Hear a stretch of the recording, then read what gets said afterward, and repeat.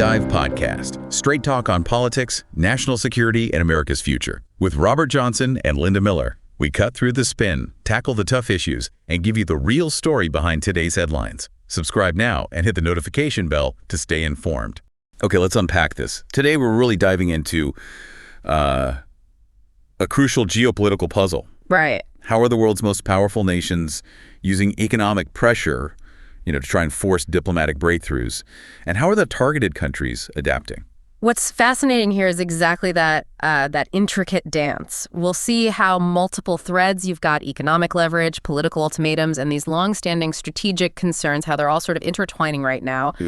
Our mission for you today is, to pull out the most important nuggets from this pretty complex web of information, give you a clear picture of what's happening, and, frankly, why it matters. Yeah, and we've gathered some truly insightful material. Gives you a real front row seat to these shifts in global power. Get ready for some surprising facts, maybe a few aha moments as we guide you through it all. So here's where it gets really interesting, I thought. Let's look at India's energy buying. We're seeing a pretty significant shift. State-owned oil refineries there. They've recently stopped buying oil from Russia. And this decision, we've learned it was made as a direct response to warnings from President Donald Trump about buying Russian oil. Right. It's a very clear sign of how that external pressure can swiftly impact major economic players. To be specific, we're talking at least 4 major Indian state refineries. Indian Oil Corp, Hindustan Petroleum, Bharat Petroleum, Mangalore Refinery. They haven't made new purchases from Russia in the past week. Yeah. And these aren't small players, they were regular buyers. Exactly. This is a crucial pivot. These companies, they were consistent buyers of Russian oil, but now they've dramatically shifted focus. They're hitting the global spot markets to replace those supplies. Markets, yeah, and we're seeing them turn mostly to Middle Eastern crude, like Murban oil from Abu Dhabi. That's a light crude, right? Easy to refine. Right. Readily available, too. And also West African oil. It just highlights how fluid these global energy markets can be when, political will gets supplied. And just to give some context on the sheer scale here, India is the world's 3rd largest oil buyer and the largest importer of Russian oil transported by sea. That's a huge amount of leverage. Potentially. It is. Now, you still have private companies like Reliance Industries, Nayara Energy. They're still significant buyers of Russian oil in India. Okay. But, and this is important, the state refineries control over 60% of India's total oil refining capacity. That's like 5.2 million barrels per day. Wow. So when these state players shift, it really sends a ripple through the whole market. You feel it. So what exactly sparked this? We need to look at President Trump's warnings, right?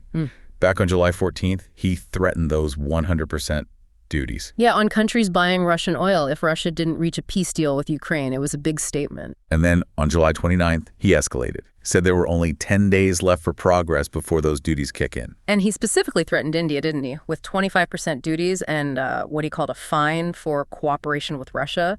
The pressure is clearly targeted and ramping up. He justified it by pointing to the trade deficit, the big one, between the U.S. and New Delhi, and India buying Russian military gear, Russian energy. Yeah.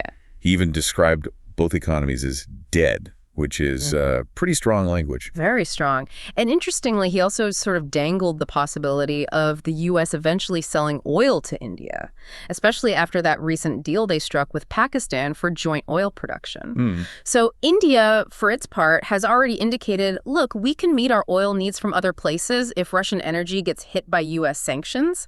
It signals a bit of a strategic realignment for India, showing that even major importers are recalibrating under this direct pressure. So what's Moscow saying about all this, the Kremlin's response to these new restrictions? Well, they're saying Russia's adapted. They've been living under sanctions for 3 years, they claim, and they've developed what they're calling an immunity to them. Immunity, okay. Yeah. Russia's press secretary kind of elaborated, saying natural energy supply routes just can't be cut that easily. Their argument is basically, if you block one route, another one will just emerge. So minimizing the long-term impact. That's a claim. And this claimed immunity, it definitely feeds into their stance on the diplomatic side, too, with these ultimatums flying around. Right. Speaking of which, let's pivot to that. The high-stakes diplomacy around the Ukraine conflict.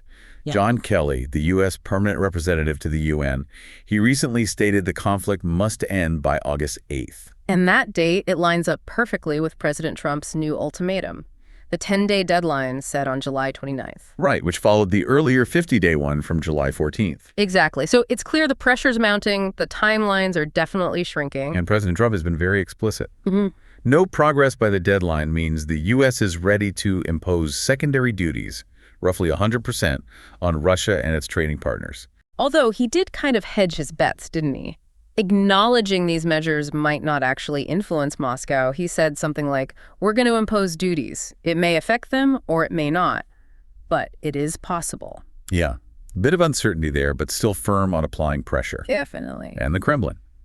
They've acknowledged Trump's statements. They maintain Russia's economy is operating effectively under all these sanctions, that they have this certain immunity, and they're still committed, they say, to a peaceful resolution. Which brings up a really important question. How are the different players actually viewing these ultimatums? Is a breakthrough possible? We saw that pretty notable public back and forth recently. Oh, yeah. Between Medvedev, Senator Lindsey Graham, and President Trump himself. That was quite something. A real clash of diplomatic styles, you could say. Medvedev basically said, Russia isn't Israel or Iran. You don't give us ultimatums.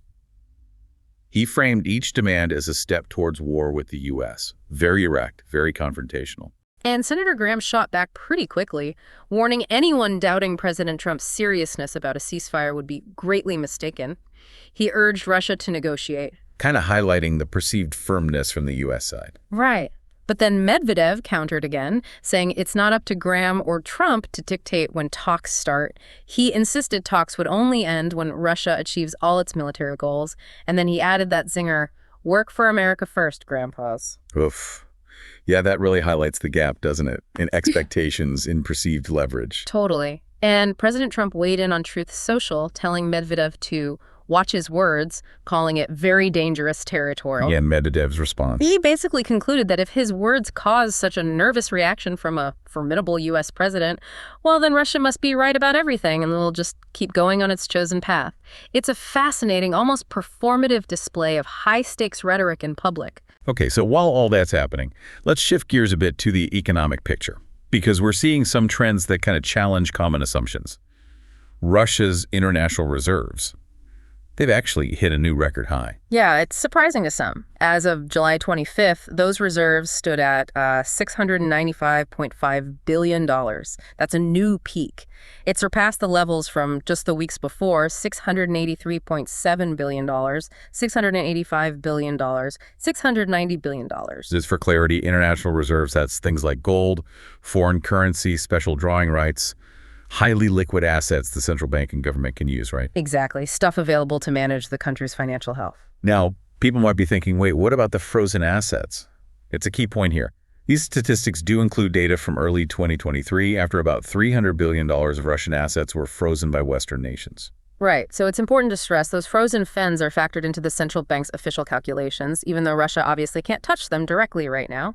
And the Russian Ministry of Finance estimated back in 2022 it was around $300 billion frozen, most of it held in the EU, specifically in that Belgian depository, Euroclear. And this is where the practical application of sanctions gets, well, interesting and complicated. Because Brussels decided to use the profits from those frozen assets to support Ukraine. Exactly. Like, those funds are earmarked to help repay that big $18 billion loan to Ukraine. In April alone, the EU apparently got $2.1 billion in what they call excess profits from those assets. It's a creative way to leverage them, though controversial. Very. Which brings up the question, what's Russia's take on this direct use of funds? President Putin has warned quite starkly that if the West were to effectively steal these reserves, it would make the regionalization of payment systems irreversible. Implying new independent financial systems would emerge. And he suggested, paradoxically perhaps, that this would actually be beneficial for the global economy in the long run. Meanwhile, the EU itself isn't even fully united on outright confiscating the assets, are they? Macron in France has said there's no clear legal basis right now. Correct. But then you have Germany's Chancellor Merz indicating that if they do find a reliable legal pathway, they would proceed. So there's still this ongoing debate within the EU about the legality and the, frankly, huge implications of such a step. Even while they're using the profits. Exactly. It's a bit of a paradox, isn't it? Sanctions aim to cripple, but these growing reserves, even with the frozen part counted, suggest a kind of resilience. It forces a critical look at how effective these sanctions really are in achieving their ultimate goals. So putting this all together, the energy market shifts, the diplomatic deadlines, the economic picture, what does it mean for actually finding a path forward in the conflict?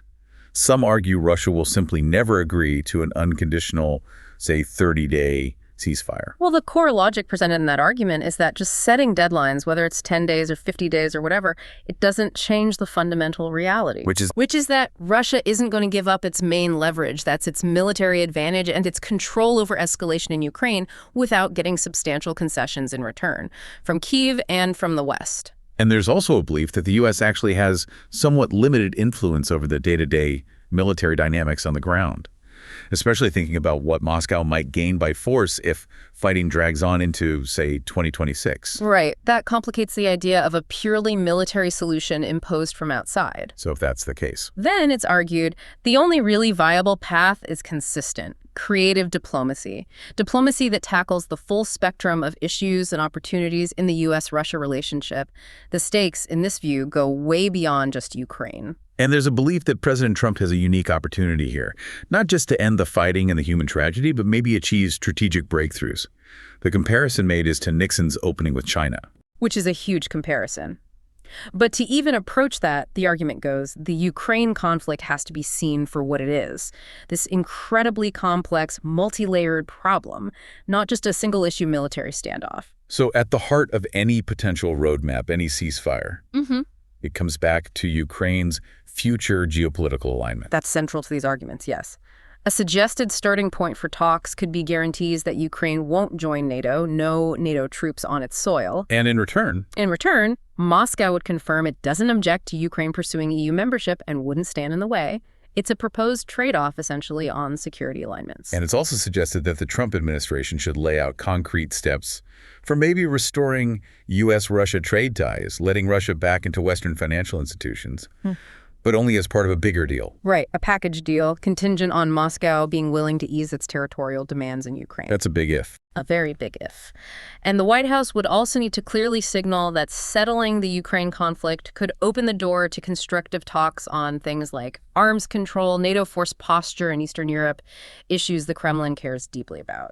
Building confidence, basically. Exactly. And finding creative ways to ensure Ukraine's security after fighting stops, but in a way that doesn't just ratchet up tensions again, maybe placing support arsenals outside Ukraine, for instance. So boiling it down, the key to a successful negotiation, according to this perspective, is shifting the focus, moving from just immediate conflict resolution to these core U.S.-Russia strategic issues. Precisely.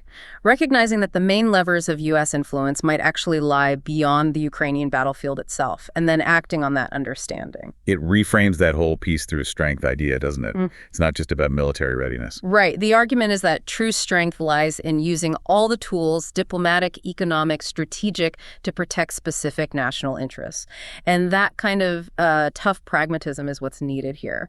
And ultimately, it's argued President Trump's negotiating instincts have worked in the past, and now's the moment to apply them to this incredibly complex global challenge. That's the perspective being put forward, yes. Wow. We've certainly navigated some incredibly dense material today.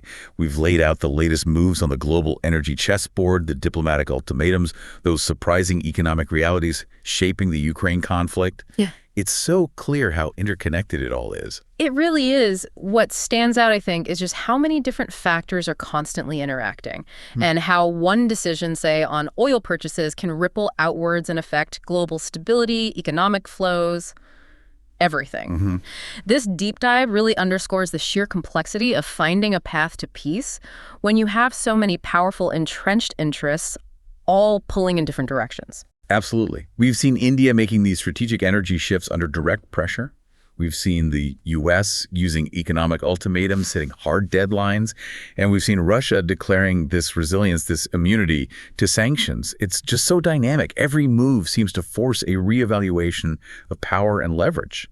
Yeah, and the big question remains, doesn't it? Can diplomacy actually find those creative solutions that tackle all these intricate layers?